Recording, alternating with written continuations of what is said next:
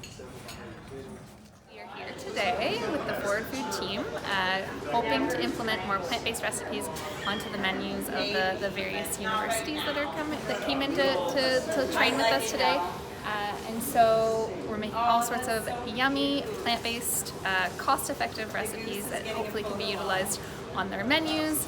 And hopefully by the end of the training session, people will realize how yummy and tasty plant-based food can be, and that it's just like working with regular food, and that it's super easy to incorporate more fruits, vegetables, nuts, seeds, legumes, whole grains, and good quality plant-based protein into their daily menus. Today I've done the culinary workshop to ensure that the skill set is there for our team, and also an awareness so they too feel confident when producing these dishes, that they are of quality that meets the demands of all, not just our vegan community.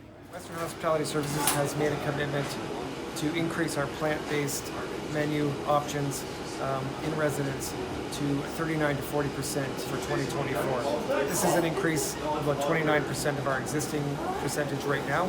Western has been a leader and very ambitious in making sure that our offering good plant-based contingency of our menu to our student groups. And this is just a nice natural progression.